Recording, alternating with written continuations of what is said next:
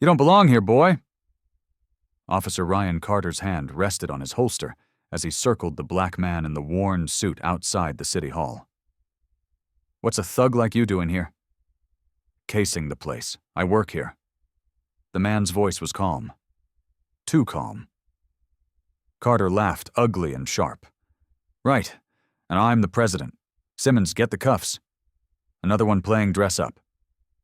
Simmons grinned, unclipping the restraints. Probably stole that cheap suit. The man stood perfectly still. His silence wasn't surrender.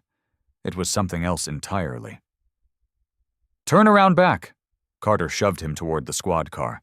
Should have stayed in your hood.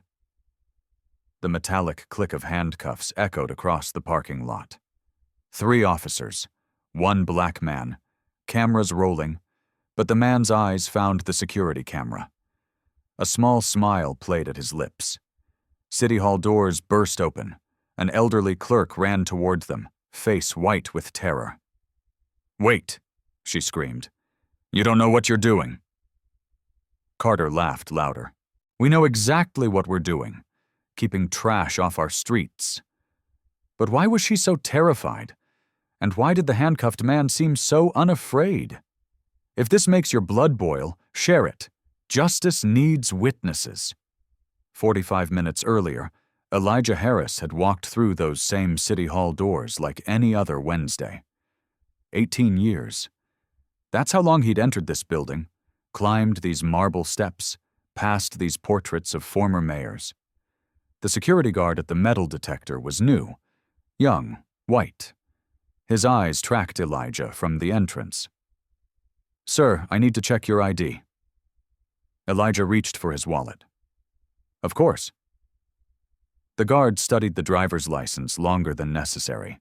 His fingers drummed the desk. What's your business here? I work here. Doing what exactly?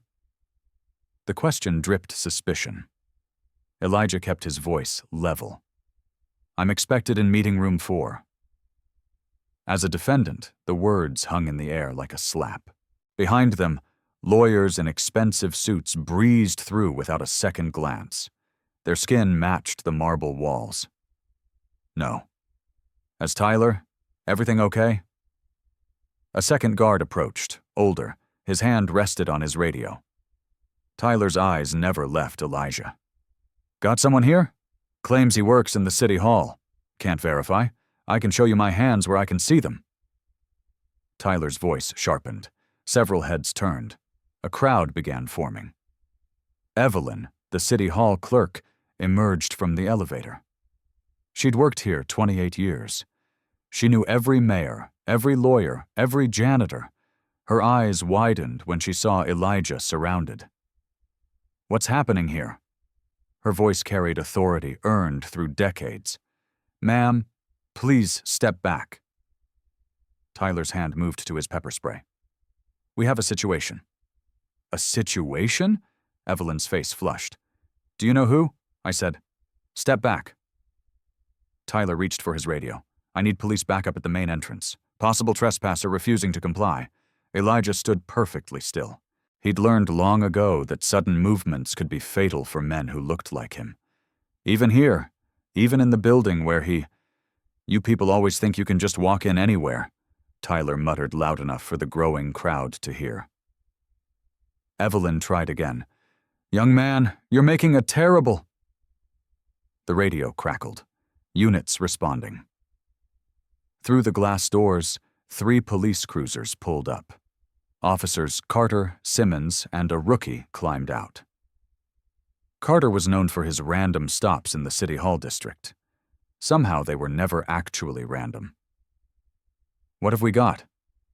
Carter strutted in, already unclipping his handcuffs. Tyler pointed. Suspicious individual, won't leave. Claims he belongs here. Carter's eyes swept Elijah up and down. Worn suit, scuffed shoes, black skin. His assessment took 2 seconds. All right, tough guy. Let's take this outside. Officers, I have identification. I said outside. Carter grabbed Elijah's arm. Simmons took the other. They marched him through the doors as the crowd parted. Evelyn rushed after them. Wait, you don't understand. But they were already in the parking lot, already pushing Elijah against a squad car, already reaching for the cuffs. You have the right to remain silent, Carter began, even though no crime had been named. Elijah looked back at the city hall at the carved words above the entrance.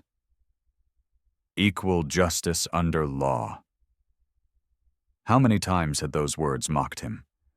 How many times had he entered this building, wondering if today would be the day someone finally saw past his skin to the robe he wore inside?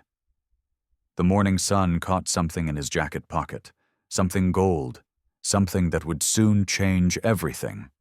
But first, there would be humiliation. First, there would be laughter. First, there would be the cold bite of metal on his wrists. Because in America, some people had to prove they belonged every single day. Carter slammed Elijah against the hood. The metal was cold through his thin suit. Spread your legs wider. A crowd gathered. City Hall employees on their smoke break. Citizens waiting for meetings. Kids on a field trip to learn about justice. They all had front-row seats to something else entirely. Please, Elijah said quietly. This is unnecessary. You threatening me? Carter's knee pressed into Elijah's back. Simmons, you hear this guy threatening me? Simmons grinned. Sure did. Better add resisting arrest. That's when the phones came out. 1-5, the modern witnesses recording everything. Get on your knees. Carter yanked Elijah upright just to push him down. I said knees. Elijah's knees hit the asphalt hard. His suit tore. Blood seeped through the fabric. Still, he kept his hands visible, his movement slow. He'd seen what happened when black men moved too fast around scared cops. Look at him, Ryan Carter announced to the crowd. Another one who thinks he's above the law. The rookie officer shifted uncomfortably. Sarge, maybe we should shut up, Ramirez. Simmons circled Elijah like a predator. You know what your problem is? You people always forget your place. Someone in the crowd gasped. A young woman stepped forward. This is wrong. He wasn't doing anything. Ma'am, back up or you'll be next, Carter warned. The cameras kept rolling. The crowd kept growing. And through it all, Elijah stayed silent, dignified, even on his knees. That seemed to enrage Carter more. He wanted fear. He wanted begging. He wanted the satisfaction of breaking another uppity one. Cat got your tongue? Carter grabbed Elijah's chin, forcing eye contact. Or are you planning something? Evelyn pushed through the crowd, breathless from running. Officers, stop. You're making a terrible mistake. Lady, I told you to stay back. Simmons moved to block her. You don't understand. He's another word. And you're going in cuffs, too. Carter pulled out his handcuffs, dangling them in front of Elijah's face. You know what these are? These are reality. These are where your little act ends. The metal clicked around one wrist, then the other. Too tight, cutting off circulation. Carter made sure of that. There we go. He hauled Elijah to his feet. Now you look like you belong. Laughter rippled through the three officers, the same laughter that had echoed through generations, the laughter of those who believed their badge made them gods. A teenager in the crowd shouted, "Why are you doing this?" He didn't do nothing. He was trespassing, Tyler called from the City Hall steps, eager to justify his mistake. Trespassing while black, someone muttered. Carter spun toward the voice. Who said that? Who wants to join him? The crowd fell silent, but the cameras kept recording. Every sneer, every shove, every moment of Elijah's dignity against their cruelty. You know what's funny? Carter Stage whispered to Elijah. You probably tell your kids you're somebody important, but look at you now, just another criminal in cuffs. Elijah finally looked directly into the nearest camera. His eyes held no anger, no fear, just a deep, knowing calm that made Carter's smirk waver. I have the right to remain silent, Elijah said. His voice carried across the parking lot. And I choose to exercise that right. Oh, he knows his rights, Simmons mocked. Must have been arrested before. They started dragging him toward the squad car. Evelyn made one last desperate attempt. His name is Elijah Harris. Carter's radio crackled, cutting her off. But Evelyn didn't stop moving. She had to get inside, had to find someone with authority, had to stop this before the sun climbed higher. The blood on Elijah's knees had dried.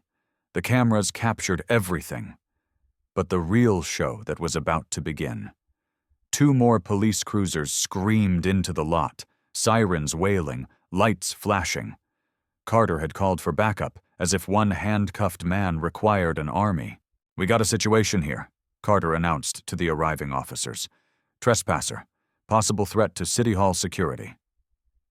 Elijah stood between 6 officers now. Still silent, still calm. That unnatural calm that made Carter's jaw clench. "Transport him," Simmons ordered. "Let's get this trash off the property." They shoved Elijah toward the car. His shoulder hit the doorframe hard.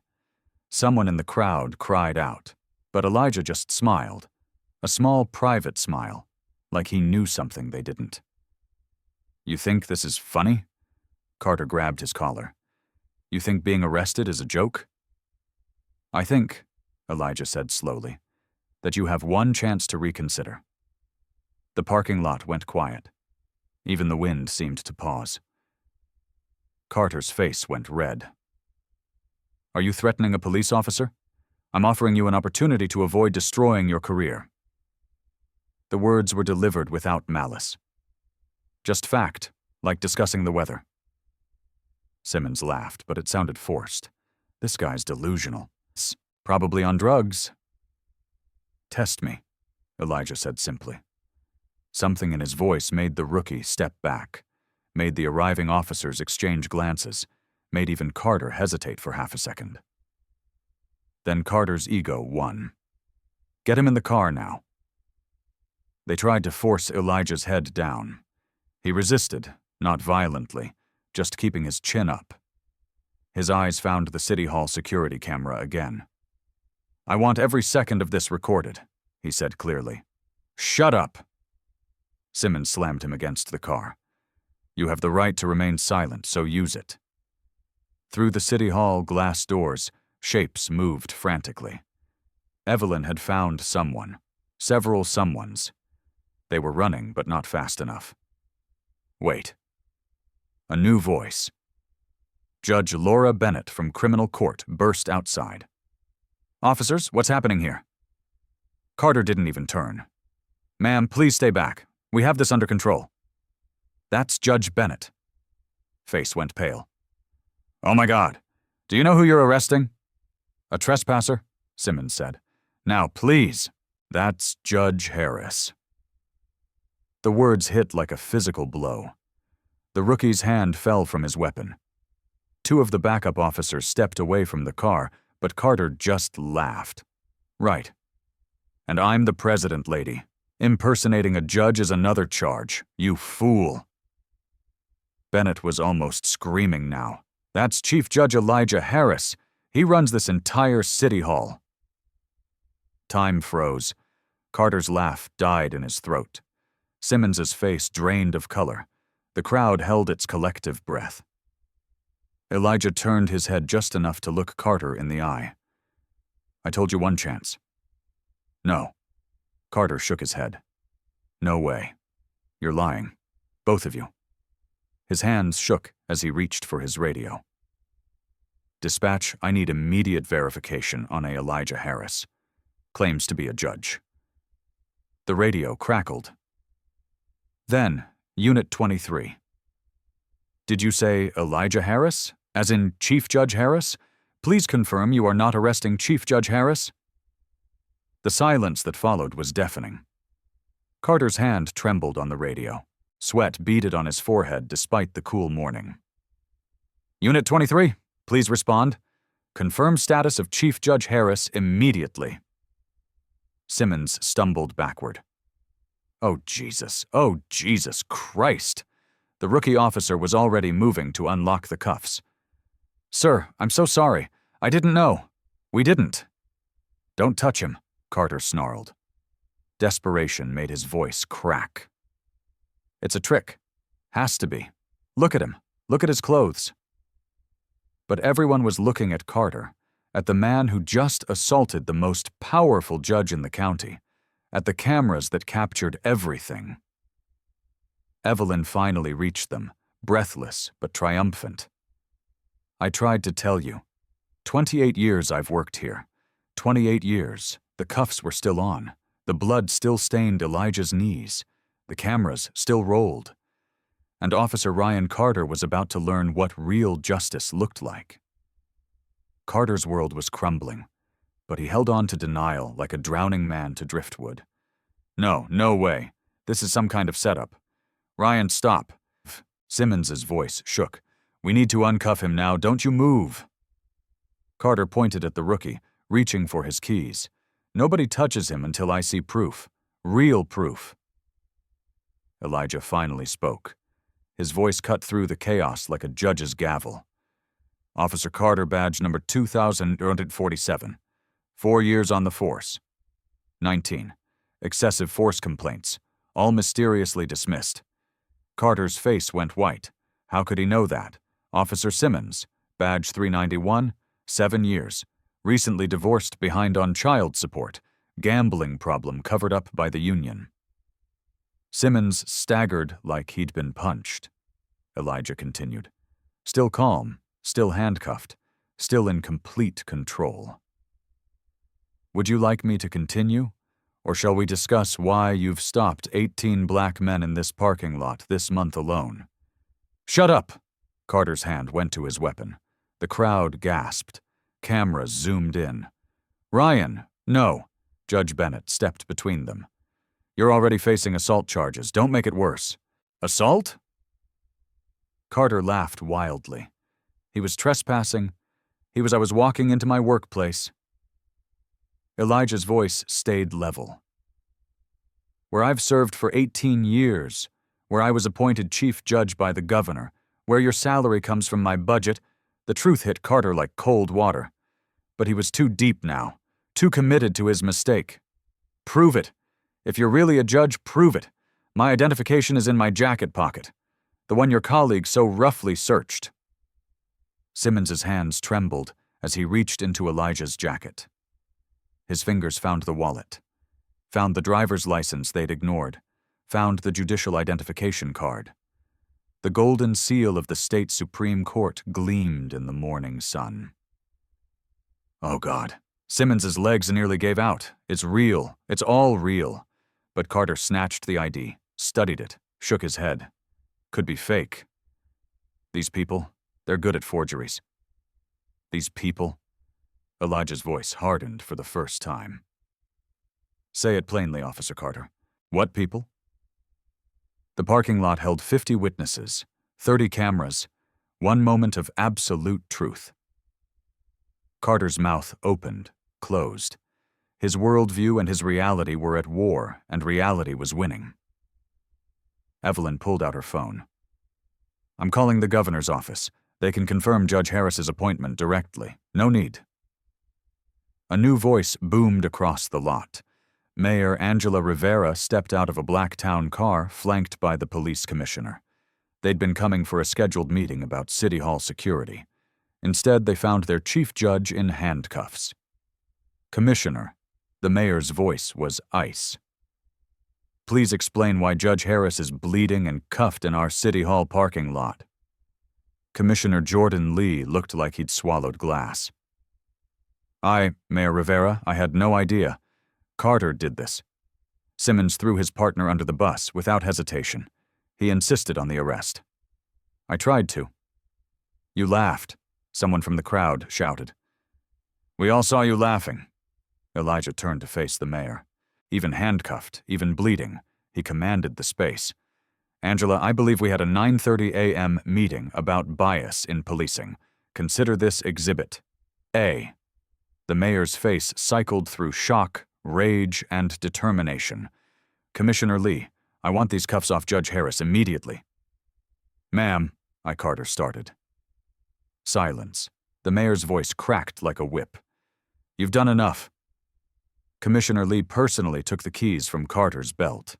His hands shook as he unlocked the cuffs. The metal fell away, revealing deep red marks on Elijah's wrists. Elijah rubbed his wrists slowly. The gesture was deliberate, filmed, remembered. Thank you, Commissioner. He straightened his torn suit. Now I believe we have multiple crimes to address. Assault, false imprisonment, violation of civil rights. Shall I continue? Carter finally broke. I didn't know. How was I supposed to know? He looks like what? Elijah stepped closer. The crowd leaned in. The cameras focused. Finish your sentence, Officer Carter. I look like what? Carter's mouth worked soundlessly around him. His entire world collapsed. His fellow officers stepped away. His badge felt like a millstone.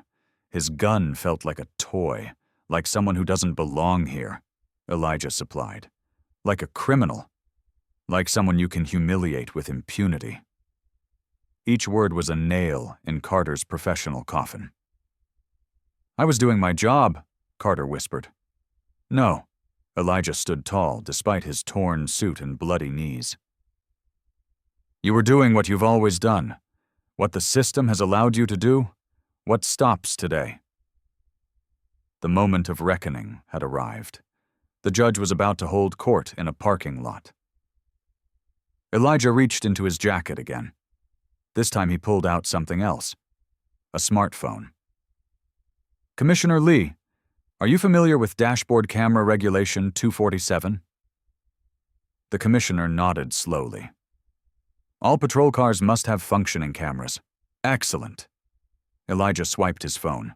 Then you'll be interested in this footage from Officer Carter's patrol car dated last Wednesday, Friday, the previous Tuesday. He held up the screen. Carter's own dash cam footage played, his voice clear as day, another black boy playing dress-up. Let's see how tough he is without his fancy clothes, the crowd murmured. The commissioner's face darkened. That's taken out of context, Carter protested. Is it? Elijah swiped again. Here's context. 19 traffic stops, all black men, all near the city hall, all released without charges after harassment. How do you have that? Simmons stammered. Because unlike you, I do my homework. Elijah pocketed his phone. Every complaint filed, every dash cam mysteriously malfunctioning, every witness statement buried. I have them all. He turned to the crowd, to the cameras, to history. But those are just files. Let me show you real evidence. Elijah rolled up his sleeve. Old scars lined his forearm. 1994, my first year as a prosecutor. Officers thought I was breaking into my own car. He pointed to his shoulder. 2001, random stop while jogging in my own neighborhood the week after I was appointed to the bench. His voice never wavered. 2007, pulled over driving my daughter to school. She was 6. She watched her father spread eagle on the hood. She asked me why being a judge didn't matter if you looked like us. The crowd was silent. Some wiped tears. Others recorded with steadier hands, understanding they were witnessing history. But here's a smoking gun. Elijah pulled out his judicial badge, not just any badge, the Chief Judge Medallion. Gold, heavy, unmistakable. This represents 26 years of service, of believing the system could change, of working within it for reform. He held it high. The morning sun caught the metal, sending light across the crowd. This badge means I can fire any City Hall employee, review any police action in this jurisdiction, convene grand juries, and yes, Officer Carter determined the fate of officers who violate their oath. Carter's knees buckled. Simmons caught him before he fell. But that's not the real evidence. Elijah's voice rose. The real evidence is that it took this badge, this title, this proof of my humanity to stop you from destroying another black life. Without it, I'm just another statistic. Commissioner Lee found his voice. Judge Harris, on behalf of the department. Save it, Commissioner. Elijah wasn't finished. The evidence is that Tyler at security didn't recognize me after seeing me for months. That Officer Carter felt comfortable doing this in broad daylight. That Officer Simmons laughed while a man bled on his knees. He turned to face Carter directly. The evidence, officer, is that you've done this so many times you couldn't stop even when judges and mayors begged you to. Evelyn stepped forward, tears streaming. Your Honor, I have something too. She held up a City Hall security tablet. Every entry logged. You've walked through those doors 3,147 times. Same time every morning, same greeting to staff. And Tyler, who started 2 months ago, has stopped you 14 times. The math was damning, the pattern undeniable, the truth unavoidable. 14 times in 2 months, Elijah repeated, because my face didn't match his idea of who belongs in halls of justice. Mayor Rivera had heard enough. Commissioner, I want every officer involved suspended immediately, pending full investigation. You can't. Carter found his voice. The Union. The Union, Elijah interrupted. We'll be very interested in the folder. I'll be sending them. Title: How Officer Carter's Actions Cost the City $25 million in Lawsuits. Carter went pale. Simmons stepped away from him. The rookie officer had already removed his badge, placing it on the ground. The golden judicial medallion still caught the light in Elijah's hand. Such a small thing, such enormous power. But the real power that was in the cameras, in the witnesses, in the truth, finally dragged into the light. The gavel was about to fall. Elijah straightened his torn jacket. Blood still marked his knees. His wrists bore the cuff marks like badges. But when he spoke, his voice filled the parking lot like a courtroom. Officer Ryan Carter, please step forward. It wasn't a request. Carter shuffled forward, his earlier swagger gone. You have assaulted a sitting judge. You have violated your oath. You have dishonored your badge. Elijah paused. But worse, you've done this before. To how many others who couldn't fight back? I want my union rep, Carter mumbled. You'll have one at your trial. Elijah turned to the commissioner. I'm formally pressing charges. Assault, battery, false imprisonment, violation of civil rights under color of law. The crowd erupted in applause. Someone shouted, "About time!" But Elijah raised his hand for silence. I'm not finished. He faced the cameras, the witnesses, the world.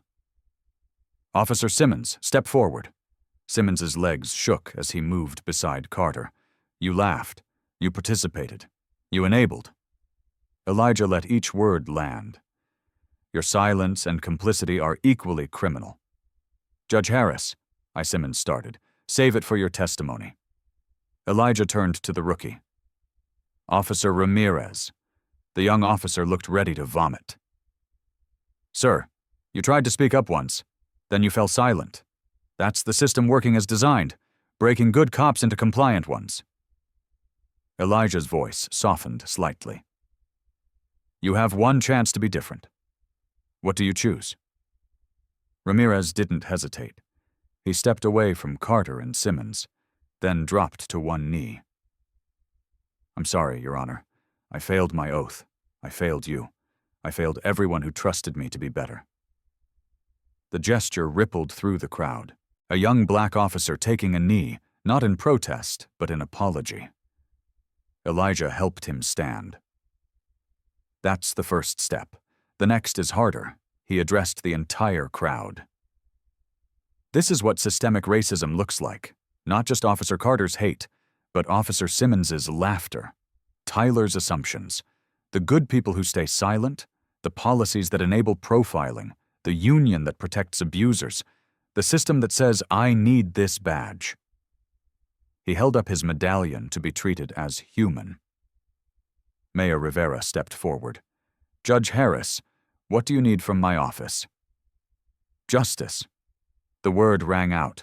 Real justice. Not a suspension with pay. Not a transfer to another precinct.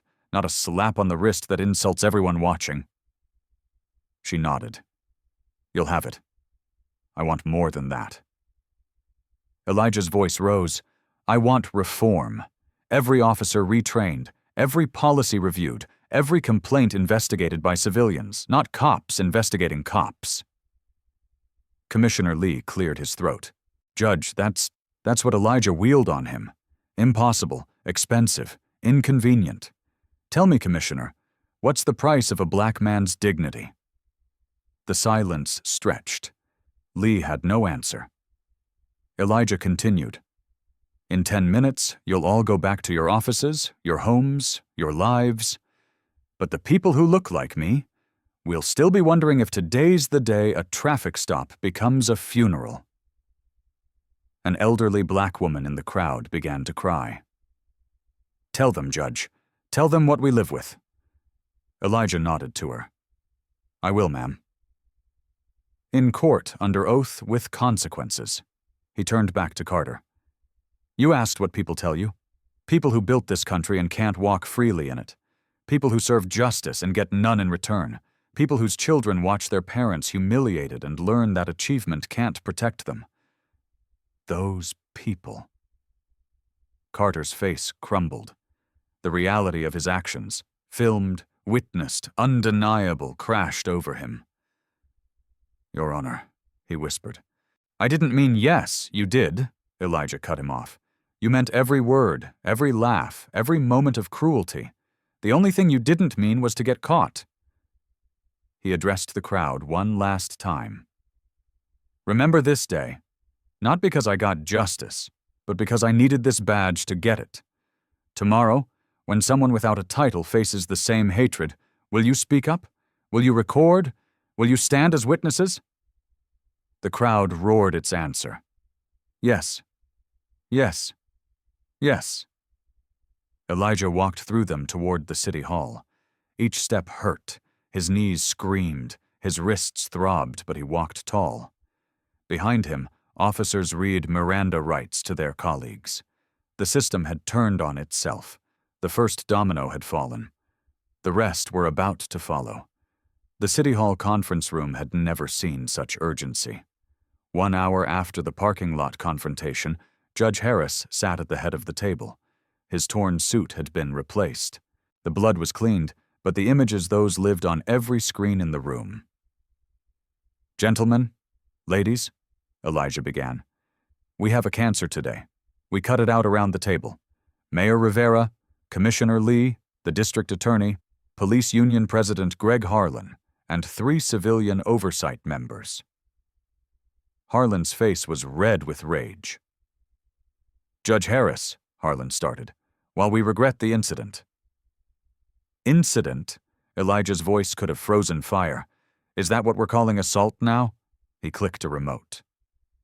The conference room screen filled with video, not just from today, dozens of clips. Black citizens thrown against walls, Latino teenagers surrounded by cruisers, Asian families pulled over for random checks.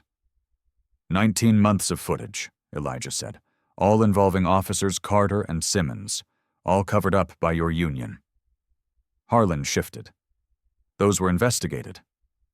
By whom? Your hand-picked review board? Elijah clicked again. New images, documents. I have the real reports, the ones that never made it to official files. District Attorney Mia Wong spoke up. Your Honor, what are you proposing? Not proposing, implementing? Elijah stood. Effective immediately. First, officers Carter and Simmons are terminated. No pension, no appeal. You can't. Harlan slammed the table. The union contract is void when officers commit felonies. Elijah slid a document across. Page 47, Section 3. I suggest you read your own contracts. Commissioner Lee found his voice. Judge, we need to follow process. Process? Elijah laughed bitterly. Like the process that dismissed 19 complaints against Carter. The process that let Simmons terrorize citizens for 7 years. He clicked again. An organizational chart appeared. New process starting now. The mayor leaned forward. Tell us what you need. Civilian oversight with actual power, not advisory binding decisions on all misconduct cases. Elijah pointed to the screen. Random integrity testing of all officers. Mandatory body cameras that can't be turned off ever. The budget, Lee began, will prioritize justice over military equipment. Elijah didn't blink. Sell 1 armored vehicle. Fund a year of oversight. Harlan stood. This is a witch hunt. You're destroying good cops over one mistake. Sit down, Greg. Elijah's voice dropped dangerously. Or I'll show the room what your son, Officer Harlan Jr., did last month to that homeless veteran. Harlan sat. His face went white. Now, Elijah continued, training every officer, 40 hours on implicit bias, 20 on de-escalation, 10 on the actual law they claim to enforce. That's 70 hours per officer, Lee protested. Would you prefer 70 million in lawsuits? Elijah countered. Because that's what Carter alone will cost you. Attorney Wong cleared her throat. I'll pursue maximum charges, no plea deals. Thank you. Elijah turned to the civilian members. You 3 will have full access. Every complaint, every body cam, every use of force report. One member, a young black woman named Aisha, spoke. What about the officers who stay silent, who watch abuse and do nothing? Mandatory reporting.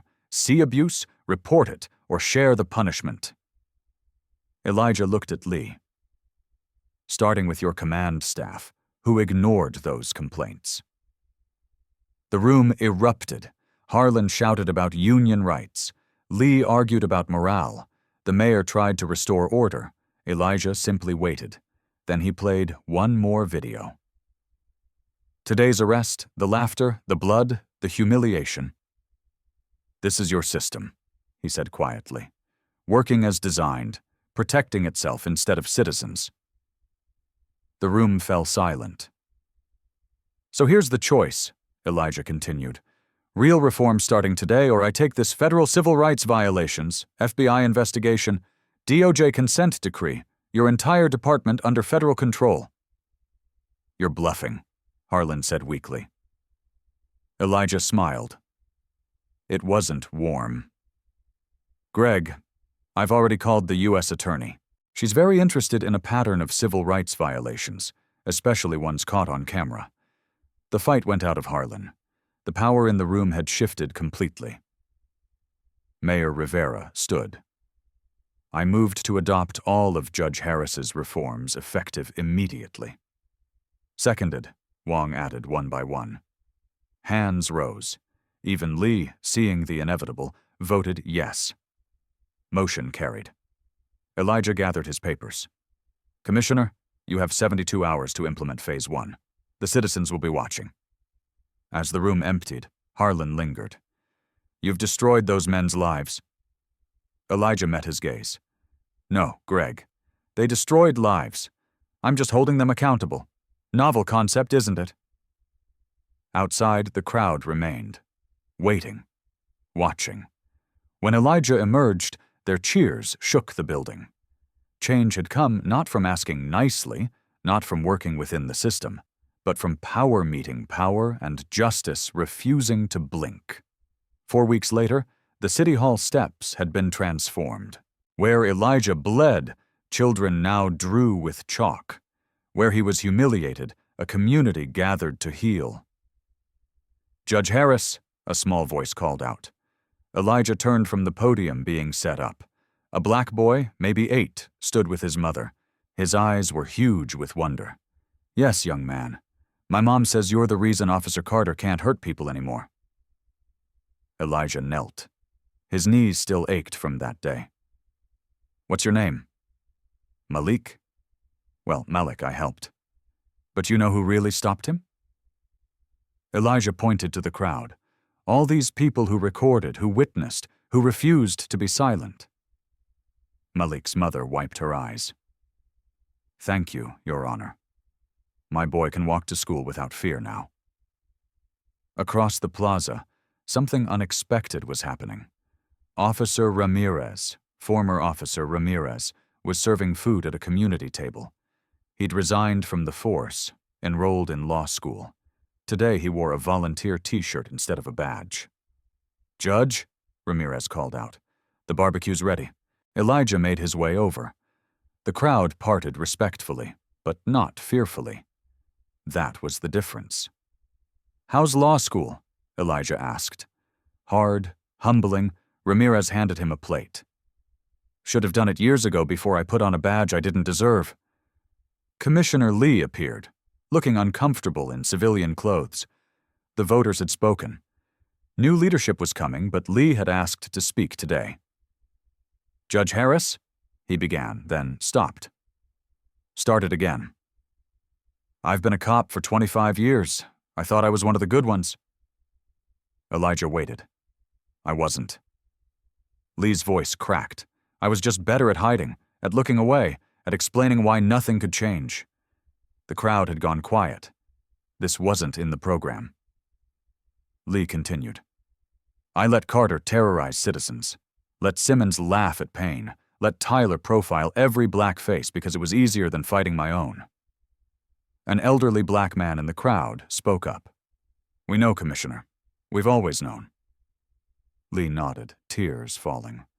"I'm sorry. Not just for that day. For every day before it. For every complaint I buried. Every victim I ignored." The crowd stirred, some angry, some skeptical, but Elijah raised a hand. "Commissioner Lee," he said formally, "apologies are words. Justice requires action. What will you do?" Lee straightened. "I'm testifying against Carter, against Simmons, against the whole system I protected. No blue wall, no silence. Everything I know on record." The plaza erupted. This was unprecedented. A police commissioner breaking the code. Evelyn appeared at Elijah's elbow. 28 years of City Hall service, and she'd never looked prouder. "Your Honor, it's time." Elijah took the podium. The crowd, black and white, young and old, powerful and powerless, turned to listen. 4 weeks ago, I was arrested for existing while black. No microphone needed. His voice carried. Today, Officer Ramirez serves our community instead of harassing it. Commissioner Lee chooses truth over silence. Our children draw with chalk where I bled. That's progress. Cheers, Rose. But Elijah wasn't done. "But Malik here," he pointed to the boy, "shouldn't need my badge to walk safely to school.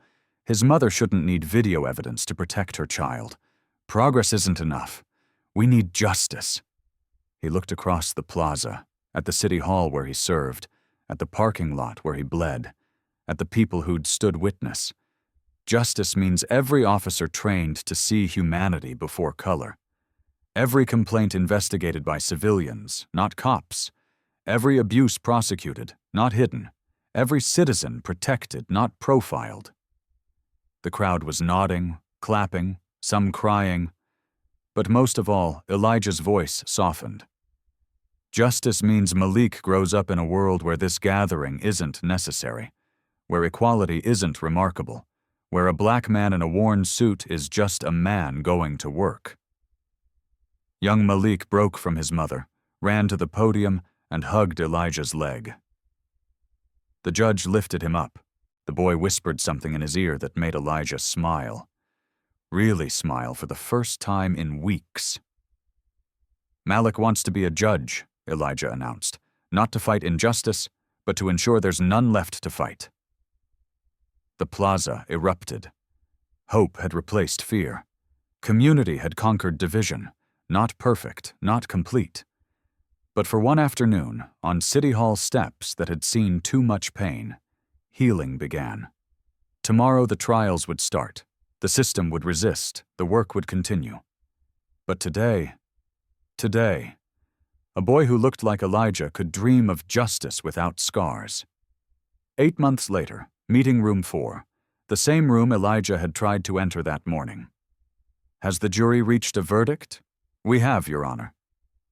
Elijah sat in the gallery, not presiding, watching justice work without his thumb on the scale. We find the defendant, Ryan Carter, guilty on all counts. The courtroom exhaled. Carter's shoulders slumped.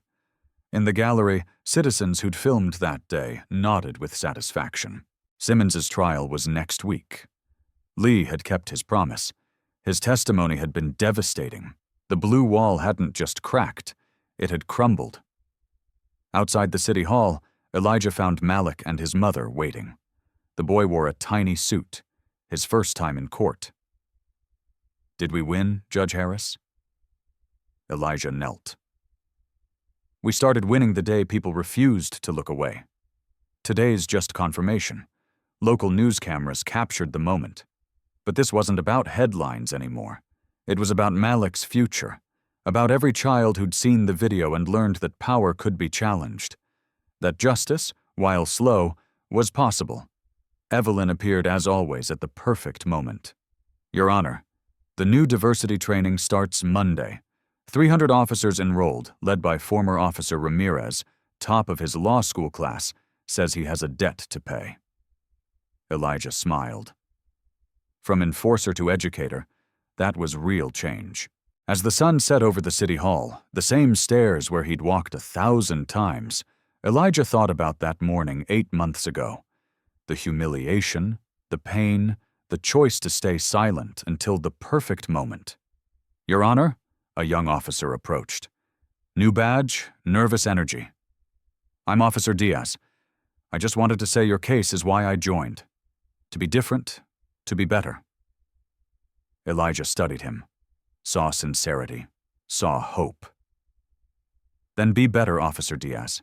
Every call, every stop, every choice, that's how we change things, one decision at a time." The officer saluted and left. Tomorrow he'd face his first test. Would he remember this moment? Would he see humanity before color? Time would tell.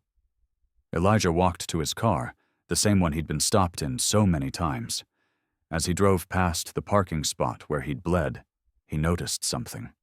A small plaque installed by the city. On this spot, injustice was exposed. May we never need such revelation again, but they would. Elijah knew that. Somewhere, another black man was being pulled over. Another Latino teen was being frisked. Another human being was being reduced to a stereotype. The difference now, people were watching, recording, speaking, and sometimes, not always, not enough, but sometimes justice followed. Elijah's phone buzzed. A text from Malik. "Studying hard. See you in court someday." As equals, he smiled. "Type back. Looking forward to it, Your Honor." The work continued. The system still groaned with resistance, but change, real change, had taken root. And it had started with one man refusing to be silent, with citizens refusing to look away, with truth refusing to be buried. If this story moves you, share it. Not for likes or views, but because somewhere someone needs to know that ordinary people can demand extraordinary justice, that your camera is a weapon against abuse, that your voice matters. Justice isn't just for judges. It's for Malik, for his mother, for Officer Diaz trying to be better for you. Stand witness, speak truth, share hope.